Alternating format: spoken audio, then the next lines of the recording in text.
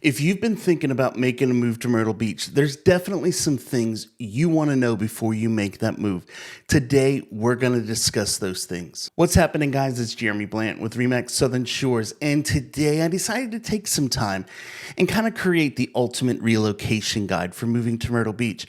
You know, I've seen a lot of people sharing information about living here in the area, and everyone just wants to talk about all the wonderful, amazing things about Myrtle Beach. And yes, we're going to definitely discuss it. We're going to talk about the 60 miles of beaches, the beautiful weather, the sunshine 300 days of the year, and all the amazing things that Myrtle Beach has to offer. But today, I want to take some time and get into some of those items that people don't always discuss. So make sure you stick around to the end because I'm going to share a lot of things. And if you're thinking about making that move, my contact info is going to be down below. Feel free to reach out. I will definitely help you with it. So with that being said, let's get into this and let's discuss some of these items. You know, Myrtle Beach has so many awesome things available to people thinking about making a move to the area. And, you know, there's so many reasons why people want to come here. First off, we have 60 plus miles of coastline, which is going to give you the opportunity to get down to the beach, enjoy the ocean and all that saltwater air. We also have amazing weather. You know, you're going to see in our area probably about 300 days a year of sunshine. You know, for some of those people who are moving here from the Northeast right now, you're still in the dreary, gloomy days of winter where it's just gray, miserable, ugly outside, cold. You can't really do anything. Well, down here in Myrtle Beach, even though we may have some days where it's a little bit cooler and temperatures may be in the 40s, we're still going to see beautiful blue skies most of those days. You're going to be able to be outside. You're going to be able to enjoy it. You might need a light coat during those times, but you're going to be able to have a great time being not stuck inside all winter long. You know, that's one of the big reasons why people come here. Now, we have seen some snow the last few years that has come through, but even when we have those snowstorms, they usually only are here and the snow's on the ground for maybe 2 days, 3 days at max. You know, my daughter, who is now 11, I think she's seen snow like 4 times total in her lifetime, and really only the last 2 years has she actually been able to go outside and enjoy playing in the snow. So that's one of the big reasons why people are coming here. They're also coming because why? We have lower property taxes. You know, I speak about this a lot, and I share stories about some of my clients that have moved here from New York, New Jersey, Pennsylvania. And when I'm talking to people that are coming from those areas, they usually are saying, Jeremy, you know, my property taxes are $1,200 a month or $1,400 a month or $18,000 for the year. And when I tell them they can come here, get a nice $300,000 to $500,000 home, and have a property taxes that are going to be basically close to what they're paying per month for the entire year, that usually sells them right away. So these are some of the big reasons why everybody wants to come here. Not to mention, we have tons of things to do. Being a tourist town, there are so many attractions and so many things that take place in our area that you're never going to be bored. You know, there are nightlife shows that you can go to on a regular basis. You have places like the Carolina Opry, the Greg Rolls Legacy Theater, Alabama Theater, Medieval Times, shows that you can go to every night. You have the ocean. You have golf courses, shopping, so many things to do. You can just go walk around Broadway at the beach. You know, my wife and I, we did that last weekend. Took the kids, went over, and we just walked around Broadway at the beach. We had a blast just walking around Broadway at the beach, enjoying the beautiful weather. You know, it was one of the days when it was a little bit warmer out. Temperatures were like in the mid 60s to 70s. Perfect weather. And we just enjoyed being outside, enjoying the walk, and checking out some of the sights and sounds around Broadway. So there's so many things to do. So now that we discussed some of the reasons why everybody's wanting to come, let's get to the part that you really want to know. All right, so now it's time for that rude reality check. What's it really like living here in Myrtle Beach? And, you know, one of the big complaints that I hear about our area is the traffic. Yes, Myrtle Beach does have some areas where traffic can be a little brutal to get around. You know, areas along the 501 corridor, they can definitely be not fun to deal with during most of the year. But here's the reality with 501 and 17 and some of the other different parts of Myrtle Beach traffic. That traffic is not a year-round issue that you're going to deal with. Right now, this time of year, we're here in the middle of March, end of March, coming into April, is when traffic really starts to pick up. Spring breaks are starting to happen. People are starting to make those trips here to the south, coming on vacation for the week for Easter maybe, and that's when we're starting to see an increase in traffic to our area. But even in the height of the year, when we're at the height of our season, you know, middle of summer, 4th of July weekend, Memorial Day weekend, and we might see tons and tons of traffic coming to the area. The traffic is not bad on those roads 24/7. You learn when you live here what are the times to not travel those roads. So if you were someone who was to purchase a property out in, say, Aner, and you want to be able to go shopping at like BJ's or Sam's Club or Costco to get your monthly trip to the area, right? You're not going to want to do those on certain days. Why? Because you know that's when the highest traffic is happening. You're not going to take that trip on a Friday or Saturday or on a weekend of a holiday. You're not going to want to come down to the beach and try to do those things. Why? Because that's the times when the traffic is going to be at its heaviest. But if you need those things, you learn, I'm going to take that trip on a Tuesday or a Wednesday during that week, or I'm going to go at 11 o'clock on a Thursday morning down to Costco and get the things I need. You'll be able to do that trip without a lot of hassle on the roads. When you live here, you don't learn to avoid traffic. You just learn how to get around it. You learn to use roads like Highway 31 that are going to be able to take you from the northern end of the beach to the southern end. You know, the other day I was going up to Loris to pick up my son. He had a band competition, and I was going up there, and it had me on some roads, and there were some things that happened, and the roads were blocked off. I had to take some country roads that I've never done, and that's the first time that I've actually had that happen since living here in probably the last 20 years, where I had to take side country roads to get to where I needed to be. But even with all of the detours and roads being closed and emergencies happening, it still only added like a total of maybe 7 to 8 minutes to my entire trip.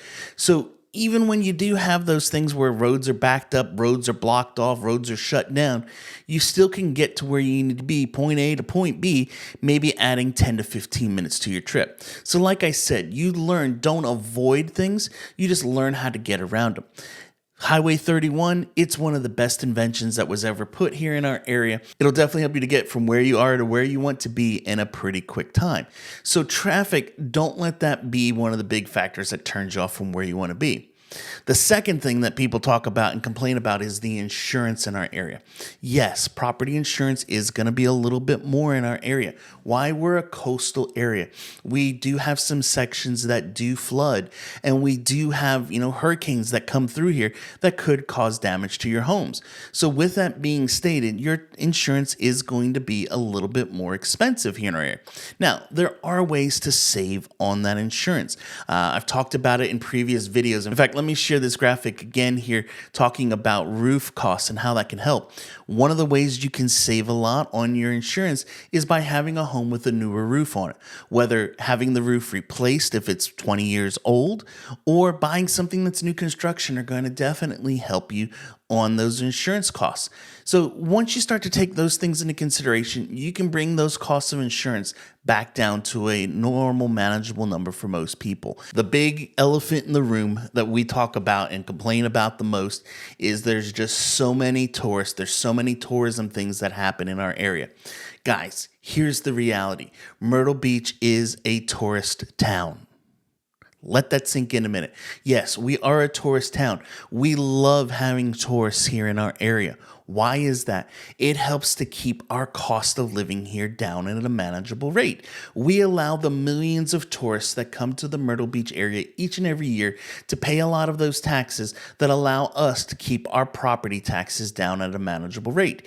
If we didn't have all of them coming to town, bringing billions of dollars of income into our area, we would have to pay that as the locals that live here.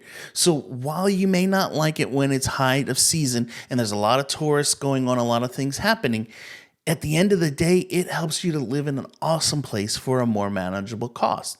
So, for example, there's the ride on a penny tax.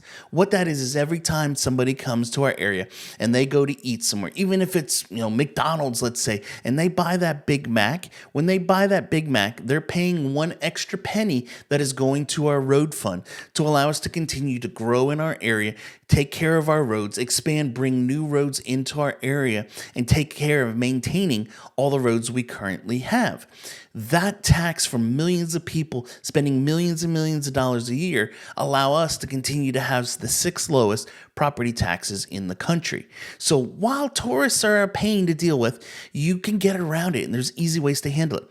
As I talked about in many videos in the past, you may want to look at areas west of the waterway. We can find some awesome communities, some awesome homes that are going to be just west of the waterway where you can get a great home with a lot of great amenities for a much more affordable price. The best part is that intracoastal waterway that runs vertical right along the coastline, it basically acts as this invisible barrier, keeping a lot of the tourists over east of that closer to the ocean. People who are on vacation, they don't want to stay somewhere out west. They don't want to travel out west to where there's, things that us locals enjoy doing because it's too far away from where they're staying. They want to be within 3 to 5 minutes. They don't want to take a chance of getting lost getting around. What they don't realize is that we're basically a giant grid with avenues that you can follow over on the east side of the waterway. But if you're looking to move to our area, buying that home just west of the waterway, there's a lot of great communities that are on the west side of the waterway. Places like Carolina Forest, Sockasty, Murrells Inlet, Longs, which are going to be just west of the waterway, where you're going to get that benefit of having a lower price tag on the homes without having all the tourism stuff nearby.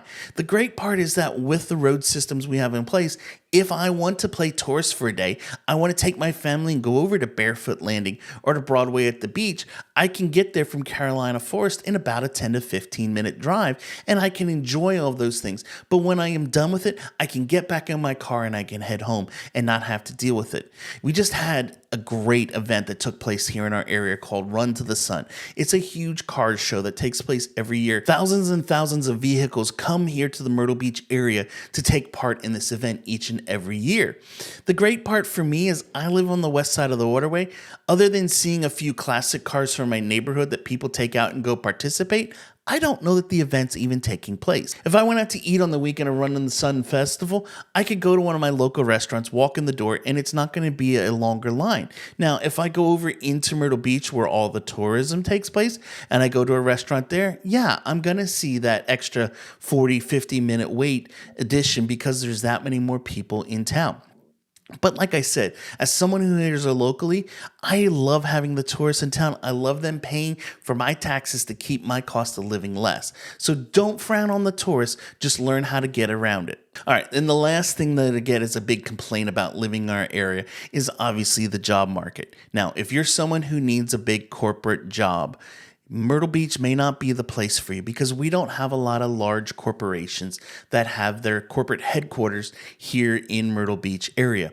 So if you're someone who needs that type of job, you're not going to probably want to live here. Or if you're someone who needs some sort of a manufacturing job, Myrtle Beach probably isn't the spot for you because we don't have a lot of manufacturing and warehouses that take place in our area. As a whole, a lot of the Myrtle Beach job market is going to be around either the medical facilities, around emergency personnel, tourism-related jobs for most things in our area. So those types of jobs, we have lots of them. Now, I will tell you, the amount you're going to be paid, your income is going to be probably less than what you may make where you live currently, but it's okay because as I talked about earlier, cost of living here is less. So don't freak out when they send you that job offer and it's $10,000, $15,000 less than what you're currently making. You can still survive making less living here. Why? Because your less goes a lot farther here in Myrtle Beach. All right, so let's now talk about getting into a house. And let's discuss some of the things that you need to take into consideration when buying a home. Here is the biggest thing, and I should say this again and again and again. The biggest problem that I see with people who are thinking about move to the area. People go to websites like Zillow.com or Realtor.com, or maybe you're even on my website looking at houses right now, and you're checking things out and you're falling in love with a house, but you have no clue about that area or that home or that development. You have fallen in love with the home. The problem is you don't know if you like the area around it. And so one of the things, and I deal with this all the time, and I have calls with people, probably 2 to 3 a day sometimes, that are thinking about making a move to the area. And almost every single call starts the same way. Jeremy, we were online looking at houses and we found this house that we're in love with and we want to move to the area and we want to check it out. And I'll say, okay, great. Well, are you familiar with that development? No. Are you familiar with the area? No. Well, what part do you normally stay in when you visit Myrtle Beach? Well, we've never actually visited there before. We just found this house and we love it. And I said, well, how do you know you're going to like the things around it? Here's the thing, guys. You can find great homes in Myrtle Beach. We have enough inventory to pick from and find you great options on just about any different part of the beach. The big thing is, though, before you go and you select that house, you need to first know what area you want to be in.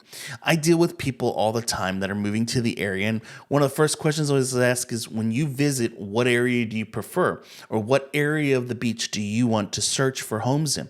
And if they don't know that answer, that's the first thing we need to figure out, because I can find you this great 3-bedroom, 2-bath home with 2,000 square feet under 400,000 in every single market in Myrtle Beach. Everywhere. I can find it on the northern end, the southern end, or not. But if you find yourself always gravitating to the northern end of the beach and we find you a home down on the southern end in St. Myrtle's Inlet, you're going to spend a lot of time driving and be unhappy being where you're at. Or if you want to go and find that house that you love and say it's down in Georgetown and you go and buy it and realize that there used to be a paper mill there and that the air just has this stale smell all the time, you're not going to be happy. Or I had somebody recently that found a house they loved and it was right next to a water treatment plant. Well, the house in the area always had this little bit of a sewage smell to it. They were very unhappy when I told them those things. They went, well, gosh, we don't want that. You know, one of the things is, until AI figures out a way to make this happen, is we don't have smell-o-vision on photos and videos you see of an area. So what you need to do is you need to be able to take a trip. So if you're thinking about buying in the Myrtle Beach area, one of the things that I would recommend first is stop right now, pause this video, go down below, click the button to my website, jeremyblanton.com. And when you go there, you can book a call with me and we can start this process together of figuring out what's going to be the best way to get you moved to the area. But what we want to do first is we want to figure out the location. And once we know you love the northern end of the beach or you love the southern end, I have some clients, they only want to be in Surfside. Other people say, I only want to be in North Myrtle Beach. It doesn't matter to me, and there is no wrong answer as to what section of the beach works best for you. We have to figure that out together, and we have to get you a home in there. Once I know a location you want to be, I can then start to recommend houses. I can then start to recommend developments to find you what you're looking for. But first, we have to get that location figured out, and then we can start to find the home. It's much easier to figure out a location and then get a house than it is to get a house and find it in the location you want after the fact. So let's do it the right way. Let's get locations first, then let's get into finding the house. Okay, so let's break down this cost of living a little bit and give you some key things that you're probably going to want to consider when you're purchasing a home in the area here. First off, your obviously big cost that you're going to have up front is the housing cost, the price of the homes that you're going to find. In our area, you're going to be able to find some great housing opportunities, which are going to be more affordable than most other parts of the country. So if you, for example, live right now in New York or New Jersey, you may have a house that's $300,000 to $400,000 that you're going to sell up there. But you think when you're moving here, you can only afford a house that's around that same price point. But when we start to break in some of the other costs that you have, obviously the first one we talked about a little bit earlier, property taxes. If you're paying $1,000 a month in taxes and your taxes now are only going to be $1,500 for the year, we're taking that monthly number down dramatically. You're going from $1,000 a month down to maybe $150 a month. So that gives you an extra $800 to $900 of spending power that you get to use each and every month on getting a mortgage in our area. So you may be able to buy a house here that's a $500,000 to $600,000 home and have that same cost that you did right now living in New York or New Jersey. So always keep that in mind when you start to look at houses. So like I said, the first big expense, obviously the property. Then after you get past that, you're going to have obviously next property taxes, your utilities in our area. So let's talk about utilities a second. As a whole, utilities in our area are fairly affordable. I can tell you most of my clients that have a house that's maybe 1,800 to 2,500 square feet are looking at a utility bill for electric for an all-electric house around probably $150 to $200 a month for that property. Now you have to remember when it comes to electric that our heating and cooling is running off that same electric. So unlike in the north where you may have that gas furnace or the boiler for heat, down here you have a heat pump that is going to be making electric heat for your house. So with that being stated, $150 to $200 a month for electric is not really that bad. Average water bills for a family, my family is a family of 5. I have 2 teenagers and one that's soon to be a teenager, 2 girls. My water bill runs usually around $55 to $65 a month. That's with teenagers taking extra long showers and wasting a lot of water in the time. So utilities for water, usually fairly minimal. My internet and cable, mine is included in my HOA fee, which we'll talk about HOAs in a second. But if not, you're still looking at probably about $60 to $100 a month for those types of utilities. Anything else that you want, obviously that's extra. If you have a house that has natural gas, that might be around $50 to $60 a month for that bill. But then your electric bill is going to drop down some because you're then using a gas stove. You're now using a furnace instead of the heat pump. And so that's going to basically equal out at the end of the day. So utilities are going to be fairly minimal here in our area, especially if you're someone who's coming from like California or from Portland, Oregon or something like that. I've talked to a few people and they're like, oh my gosh, my electric bill was $500-$600 a month. It's going to be a lot less here in our area. That's for sure. All right, so let's jump back a second to the property taxes. I forgot to mention this earlier, but when it comes to property taxes, when you own your home as a primary residence, you're going to get a huge advantage on it. This is something that other parts of the country do not offer, and with them not offering, it makes their bill so much more. Here in our area, you're looking at probably about a third of the cost having a home as your primary residence versus a second home. So if I have a $500,000 home, I can expect the tax bill to be probably around about $2,500 to maybe $3,000 a year. If I have a home though as a second home, that bill's probably going to be around $9,000 to $10,000 a year. So one of the things that's super important once you purchase your home and live here is to turn it into your primary residence, get your vehicles registered here in South Carolina, get your taxes paid on your vehicles. Yes, we pay taxes on our vehicles, but trust me, even with the vehicle taxes and the property taxes combined, you're still making out in the long run usually a lot better than other parts of the country. But once you have all that in, you're going to get that huge discount. In addition, once you are over the age of 65 and have lived in your home for 1 complete year, you are going to be able to be eligible for a homestead exemption, which is going to give you up to $50,000 off the assessed value of your home, saving you a couple $100 more each and every year. Now, I've heard recently that it's actually in the state legislature right now that they're working on getting that number raised a little bit more, which might go from 50,000 up to close to 150,000. That's going to be a huge advantage for those of you that are thinking about retiring and moving to the South Carolina area, saving you even more money each and every year on your property tax bill. All right, so now that we've talked about some of these different things about moving to the area, let's talk about how do we get the right house? How do we do this? As I mentioned a little while ago, first thing is finding the right area, the location. We talk about it. You turn on any HGTV show and you're going to hear them talk about the location. That is the number one primary thing. Once we have that done, then we can get into figuring out the right house for you. This is when I would definitely recommend, and even before this, reaching out to me. As I mentioned before, go to jeremyblanton.com, book that call, and we can discuss your move to the area. Then once we do that, we can locate the home for you and get the process. Now, I know a lot of you've never made a move before across states, moving out of where you live, and you're overwhelmed by this right now. And if you are, it's okay. I'm here to help you. I've been doing this for 25 plus years. I've helped hundreds and hundreds of people make the move to the Myrtle Beach area, and it's really not as complicated as you may think. If you have a home that you need to sell, I can help you with that too. It's really easy. I can get you a great agent so that we can coordinate everything and make it a smooth, seamless move from wherever you live to here in Myrtle Beach. I just helped people last week that moved here from across the country.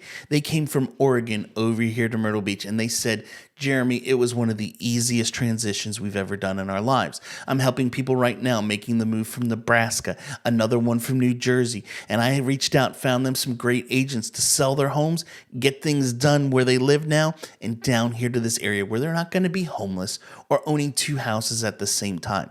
There is easy processes that we have to make everything as smooth and easy for you. So if you're thinking about moving to the Myrtle Beach area, down below is all my contact information.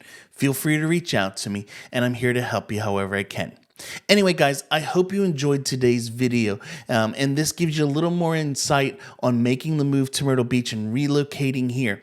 If I can help you, reach out to me. My contact information is down below. And as always, if you enjoyed today's video, do me a favor, give it a thumbs up, get that bell on, and I'll catch you in the next one. See ya.